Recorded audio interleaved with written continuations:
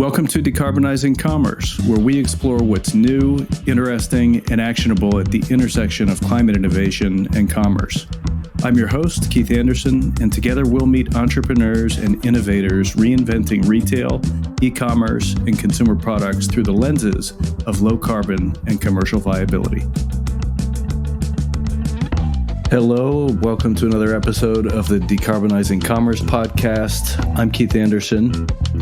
I'm guessing, like most of our listeners, you brush your teeth every day. I hope you do. And if you do, I think you're going to enjoy today's episode with Mark Rushmore of a sustainable electric toothbrush company called SURI, which is short for Sustainable Rituals. Mark and his co-founder began their careers at P&G, which I think many acknowledge is one of the great incubators of talent within the CPG industry.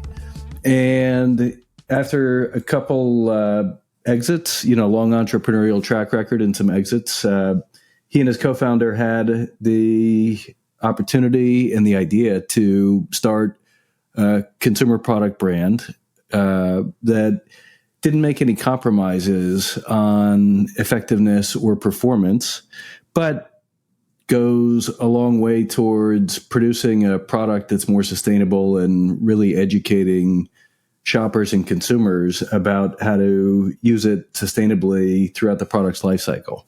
And in speaking with Mark, it's clear that he and his team have thought deeply about decisions from product design and ingredients and materials to packaging to distribution strategy through channels like Amazon, along with a direct-to-consumer and growing retail presence. And having used the product and gone through the unboxing experience and seen how in essentially every touch point with the shopper, they are reinforcing the dual messaging of a product that really outperforms, along with an approach to product design and usage that is lighter on the planet. And ultimately leads to a business that's profitable, which unlocks most doors, and economic sustainability really enables environmental sustainability. So I'm eager for you to meet Mark Rushmore, hear about his entrepreneurial journey, and learn from some of the choices they've made at SURI. Here's Mark. Mark, welcome to the Decarbonizing Commerce podcast. Thanks so much for joining us. Keith, thank you so much for having me on. We've had multiple emails to get to this point, and I know I've not been available a couple of times, so I'm just super happy to be here and really grateful. Thank you. Well, we're really excited to have you, and I know you've been busy. Congrats on the recent funding. You've actually extended a streak of ours. I think you're the fourth guest to come on the show within a few weeks of announcing fresh capital. So congrats. Yeah, well, thank you very much. It's it's really nice to have that done, and now to refocus all of our time and attention back into growing the world's most popular and sustainable electric toothbrush. Well, maybe a great place to start would be a bit about your background and your co-founders and what led you to this category and starting SURI. Sure. Would you like the short or the medium version? How about medium? Okay, medium. So I grew up in Scotland, and from when I was a child, I was just really interested in business. I set up a rival catering company to my school. And that grew quite a lot by the time I was like 17. And then when I went to university, I studied history, but I really found my passion became alive when I set up a society for history students. I managed to get sponsorship from like the History Channel, and I grew a committee. We raised tens of thousands of pounds. And I realized like, wow, I feel so alive. Like, wouldn't it be great to continue this in my life?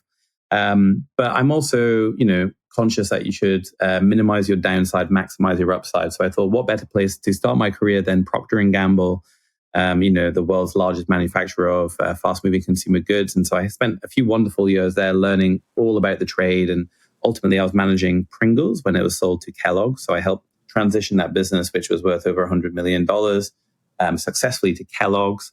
And then I took the opportunity and a rather generous payout to explore some other opportunities that I wanted to. In fact, around the same time, unfortunately, an acquaintance of mine from university committed suicide.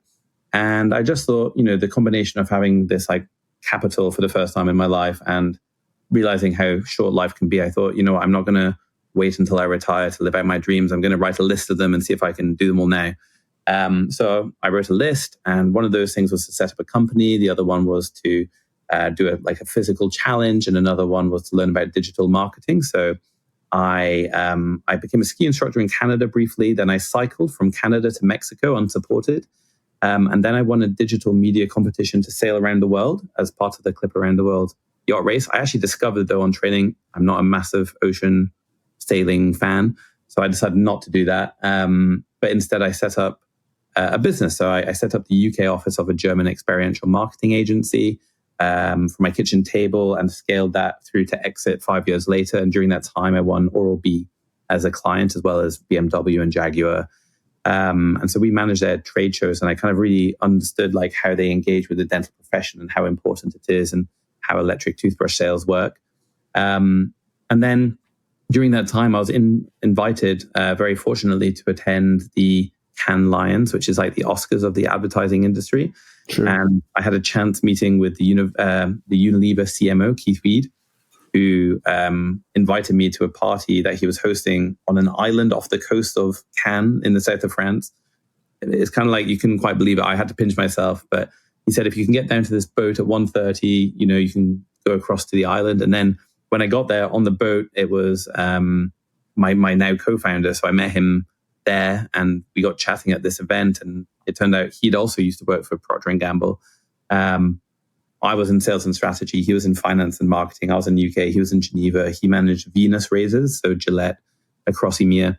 And we both just agreed that, consumer products are so important and valuable in our daily lives, but a lot more could be done to make them more sustainable, and not as an afterthought, but from the beginning, but also to use e-commerce as a way to compete more effectively versus some larger FMCG people like Procter & Gamble.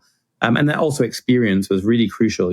Since the advent of the iPhone, I think consumer expectations in terms of the unboxing, the advertising, the customer service have improved. So Keith and I, got chatting, became friends. And then a few years later, once I'd sold my company and he'd sold his company, then we came back together and said, look, it's time we do something about this issue, which is that every year 4 billion toothbrushes are thrown away and end up in landfill and oceans. Virtually every brush you probably ever used, Keith, since you were a child, probably still exists and will do for a long time because of the materials they're made from. And what's more, people don't necessarily love their existing brush. They haven't changed much in shape in 30, 40 years.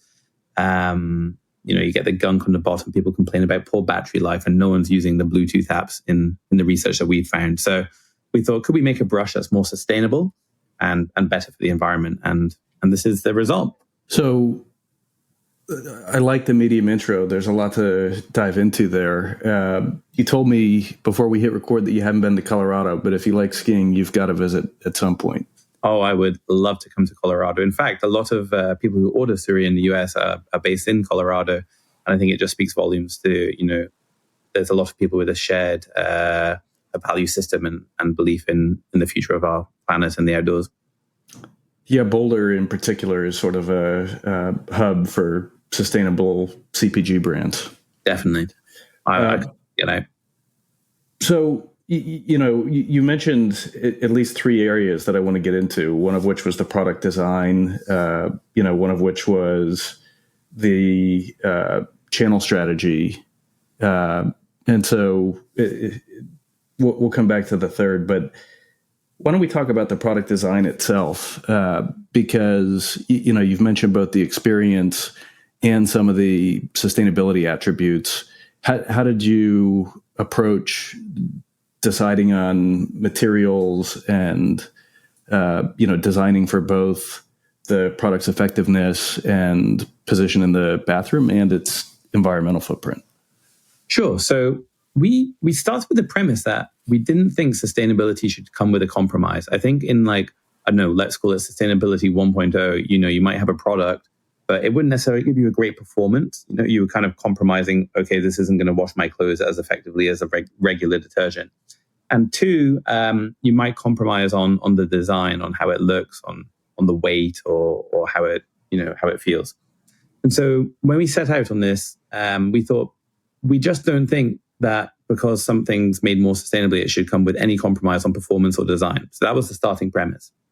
But then when it came to like, okay, how can we make a more sustainable brush? So we looked firstly at materials. Are there better materials than the multitude of plastics which are currently made in electric brushes? And one of the points we started with was the heads.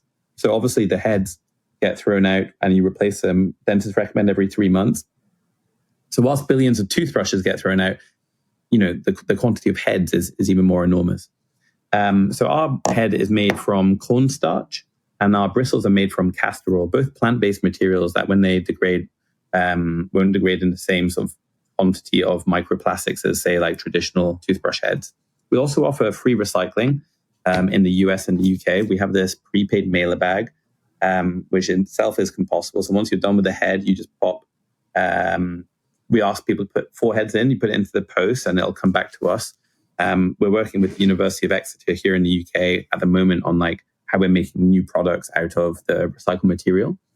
But to your question, like, how did we do that? Well, we looked at lots of different academic papers, lots of different, research into different materials. And this is what we determined was going to be the most effective way. Now, if you go to a factory, as we did, in fact, I think we went to 24 factories roughly, 23 of them told us that's not possible, or just straight out laughed at us on the phone. They said, why don't you just take the ones that we have? Like, they're tested. We were told that this material wouldn't be strong enough, that it wouldn't pass certain tests. There's no point in even trying. Now, I think the thing is, most factories are optimized for efficiency. So they want to turn out more of what they already have. And so it's rare to find a factory that wants to experiment and test. But fortunately, Guy is the most stubborn person I've ever met. I mean, he just kept saying it's possible. Like, we'll have to find someone else. I'll admit, like, at various points, I thought maybe it's not. Like, maybe it's just not possible. It's like, we can't do it. We have to look into other solutions. But fortunately, he kept going. And on the 24th one, we found someone who's like, okay, well, I'll do the test. If it doesn't work, it doesn't work. And we said, of course. Like, if it doesn't, we're not going to try and push a product that doesn't work. Unfortunately, after multiple iterations, we found a way of using these materials, which no one had done previously. And then additionally, our brush, you'll see, is about half the width of traditional electric toothbrushes. So it actually means we're using less material as well, which is another sort of fundamental part for reducing your footprint. The handle's made from aluminium, which is highly recyclable, as you'll be aware. And then we also included this tiny screw on the bottom. That enables us, unlike 99% of brushes, which are fully sealed, to be able to remove, the battery and either replace it, or to be able to strip it and then ensure that everything gets recycled appropriately, or that we can reuse certain components, so we can either reuse the motor or different elements. So that's been an important part. But then also, we thought about packaging. So our packaging is 100% plastic free. You'll also notice about half the size of traditional packaging in our category. And it's been thoughtfully designed with FSC approved materials so that it's, as sustainable as possible. But I'm going to put my hands up, Keith. Could we be better? Absolutely, we could. And we are constantly looking. In fact, I've just come from a meeting right now. We found a way to, I think, reduce packaging in our next iteration of the packaging by about, I think we're saying 23%. We found some innovative space, savings. But I mean, this is also a world exclusive for your podcast. But we've also got a better way of doing the insides with a new material, which is even more sustainable than what we have currently. So inside of the packaging, and also it improves efficiency on the line. So like, it's actually going to be faster for packing, but it's also more sustainable, and it's also a better experience for the consumer. So we are far from perfect, but we have this sustainability in our DNA. We kind of will constantly strive to see if there's ways we can do things better. And it's an ongoing journey that will never end. So yeah, that kind of covers some of the the green credentials that have gone into the design of the brush and the packaging. Yeah, it's definitely a moving target. And maybe it's a nice segue to some of the e-commerce discussion, because as I listen to you describe even some of these more recent discoveries and potential enhancements, it calls to mind programs like Amazon Compact by Design and Amazon's own certification that basically incentivizes lightweighting and reducing the package to product ratio. You've worked with Amazon on programs like that. Do you find that some of your channel strategies have led you to some of these decisions that are more space efficient and end up yielding economic benefits?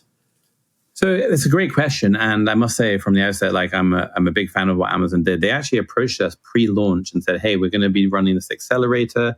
Would you like to be part of it? And, I'll throw my hands up. When Amazon came to us saying, oh, we've got the sustainability accelerator, I was thinking Amazon and sustainability are not two words that you necessarily immediately kind of put two and two together. But as we sort of assessed whether we thought, could we do the program, change, in our opinion, will require everyone to, take part, not just small companies, but, the potential impact that Amazon can make by influencing, their supply chain decisions, et cetera, is so enormous. And then when we joined the program, we learned about all sorts of different initiatives that they're sort of taking part in, but also, things like you mentioned, Compact by Design, which then forms part of their climate pledge friendly badge and certification, is really important. And what it enables, I think, lots of different brands to do is like at least have guidance towards making more sustainable decisions. And yeah, just kind of making that awareness. In the same respect, when we went through the B Corp certification, a lot of people say like, oh, is it so great being a B Corp because, you get the recognition with consumers? But that's only really one part of it. The main thing that B Corp helped us with was it kind of steered us towards improving policies that we hadn't even considered, like in all honesty, and like to think about ways we could improve our business and methodologies. And it kind of provides a framework for how you could do things a little bit better. So I mean, for us, our mission is to kind of constantly improve the sustainable nature of our product. In fact, SURI is short for sustainable rituals. And so we sort of grasp with both hands any kind of framework or anything that people suggest, might be useful, and we assess it, work out whether it's something that we think will make a difference, and then go from there. Well, and you mentioned, some of the efficiencies that you're finding as you continue learning and iterating. I think one of the pieces of, I'll use air quotes, conventional wisdom that I think Sustainability 1.0 has sort of left as a legacy is the idea that even if the more sustainable product is on parity in terms of effectiveness, it tends to be more expensive. And I think there's great data. In fact, just 10 days ago or so, New York University's Stern School of Business did their annual conference on sustainability, where along with Circana, they often report out, here's the share of products that are marketed as sustainable and willingness to pay a premium. But, in terms of the competitive dynamic, what are you finding in oral care, and how have you had to approach some of those choices about product design? Totally. That's a really great question. And I think I would say from the outset, like, ideally you want to make more sustainable options available to everyone, to absolutely everyone. That's got to be the goal moving forwards. I think our product sits at a more premium end of the category. However, it does sit amongst a group of competitors who are charging the same or a lot more. I think some of our competitors, their products are now $500, $600, $700, $800. And we're competing, ours is just over $100. So, it's an interesting sort of point. Now, we would love to make products which are more cost effective, so that we can hit like a wider range of consumers at a different price point. Right now, we don't have that product, but that's firmly in our targets. So I think we have a competitively priced product. which offers much more sustainable features, as well as like great performance features. So our battery lasts 40 days on a single charge, whereas a lot of toothbrushes will last maybe 3 to 5 days. We have 33,000 sonic vibrations. We were tested in Salus Research in the US, which do the clinical trials of a lot of big brands, and ours was proven to be, as effective or more effective. So I think it is possible to create a competitively priced product which is sustainable. And is there any messaging to shoppers around total lifetime cost of ownership? I've seen in some categories that have a similar, sort of handle and cartridge model, shaving in particular, some of the emerging brands that are plastic free actually talk about, yes, the handle may be more than just to use an example, Venus or Mach 3, that you're using today, but it'll last forever. And because the blades are so low cost, it'll pay back in 18 months, for example. Is that a conversation happening with products like yours? You know what, Keith? It's a conversation that I'm going to re-bring to the team following what you were saying, because this is one of our major benefits. We don't talk about it enough, because our price is actually already competitively priced versus these like throwaway products that you're going to need multiple of in the same time that you need one SURI. It's a real competitive advantage of ours, and I don't think we probably make enough of it. And I imagine, with some of the potential repair characteristics, I don't know how big a component of the value prop that is, but if your product is designed for repairability and basically others are designed to make it impossible, that planned obsolescence has a cost also. Definitely. And that's the thing. It's like, it's not just more economic. It's not just more sustainable. It's also much more economical, to buy a SURI. Hey folks, this is the part of the show where we say thank you and see you soon to the general audience, plus and higher tier members of Decarbonize.co. Stay tuned for the rest of the episode.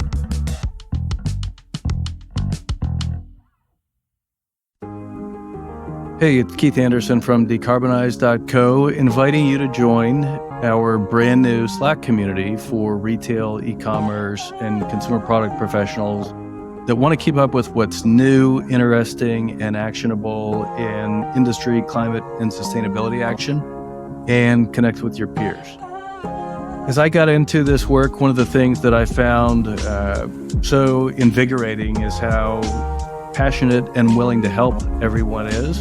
But I haven't found a community composed of people across functions in the industry that are working in or want to work in climate and sustainability. And so we're launching the community to connect both sustainability experts and practitioners and people in conventional roles like product design, packaging, supply chain, marketing, and merchandising to share their work, ask for help, connect about career opportunities, keep up with the latest industry development.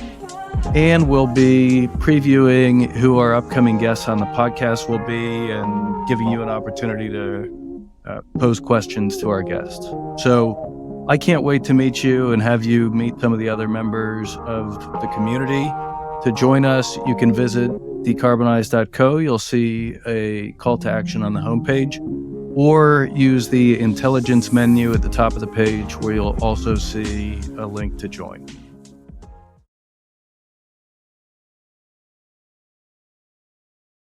Well, I'll set the calendar reminder now, and I'll check back in about a year. Look forward to it. Maybe we could do it in Boston. That'd be nice. Or maybe on the slopes out in Colorado.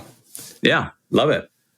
Well, Mark, if folks want to learn more about SURI or get in touch, where should they head?